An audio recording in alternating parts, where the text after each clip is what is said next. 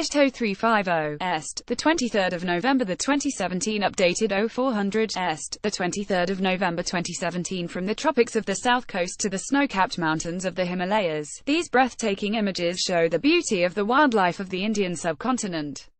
Photographer Axel Gomiel spent 25 years traveling across India snapping pictures of the spectacular animals and landscapes. And the snaps now form part of a new book called Wild India, which takes readers on a journey across one of the world's largest countries.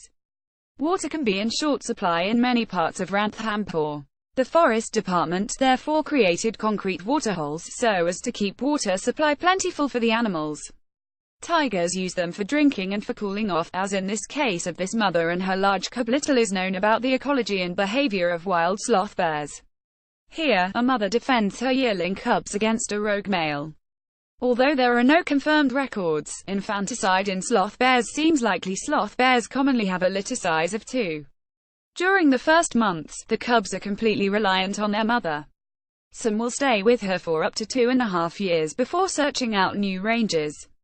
Sloth bears were once found from the southern foothills of the Himalayas to Sri Lanka, however, their present distribution is patchy, roughly corresponding to areas with remaining forest cover. Asiatic wild dogs, also known as dholes, are extremely efficient predators. This photograph shows them having brought down a spotted deer in the Nagahole National Park in Karnataka. Asiatic wild dogs can form large packs, and on some occasions they can even attack tigers. Today, their numbers are in serious decline, and the species has been listed as being endangered. Ruins. The park at Ranthambore, which was once one of the former hunting grounds of the Maharajas of Jaipur.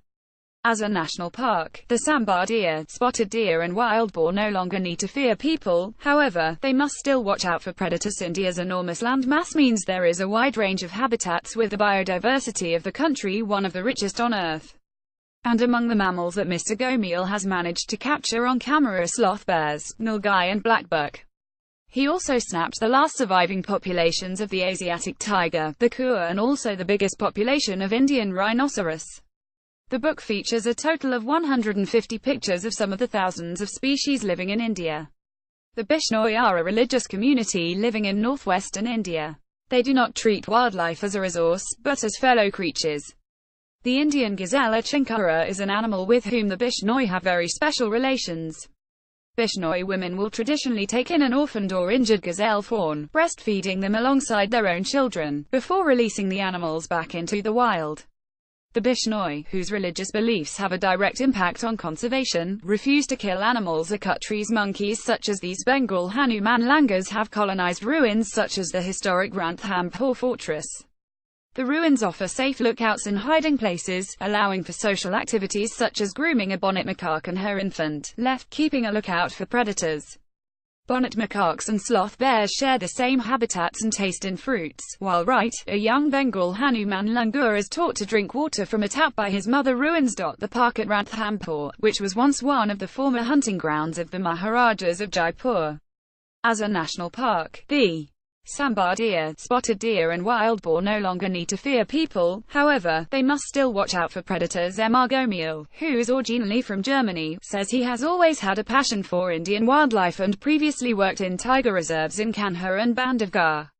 But now he works as a journalist and filmmaker, specializing in wildlife and conservation, especially in India. He says the inspiration behind the book was his favorite childhood film, The Jungle Book, as he wanted to track down the movie's real-life characters. A female leopard watches from the entrance of a cave that she has used as a safe retreat for her family. In a remote region of Rajasthan, one of the leopard's older sons sees off the mock charges of an Indian eagle owl above. Such behavior by the eagle owl is very rare, and it is likely that the bird saw the big cat as a threat to its nest. The male of the Indian peafowl can measure up to 230 centimeters in length, due to its lavish and extravagant plumage. The palm squirrel, though dwarfed by the impressive bird, is not at any risk. Crossovers between nature and culture are a typical sight in India. The Ranthambore National Park in Rajasthan has some impressive ruins that are slowly being overrun by the surrounding vegetation. Here, a tigress has chosen the shady hall of an ancient ruin for her midday rest. Every winter, thousands of demoiselle cranes flock to the village of Kitchen in Rajasthan.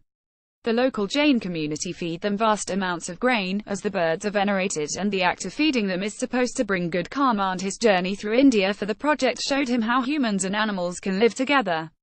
He writes, "This has been my personal discovery and subsequent presentation of some well-known characters from the Jungle Book, together with some of the lesser-known species that also deserve our attention." Despite the growing human population and its associated problems, the natural heritage of India is still overwhelming. Once the former hunting grounds of the Maharajas at Jaipur, the Ranthambore National Park is a haven for wildlife. Its grounds offer prime habitat for tigers, and it is widely regarded as one of the best places in India to see them.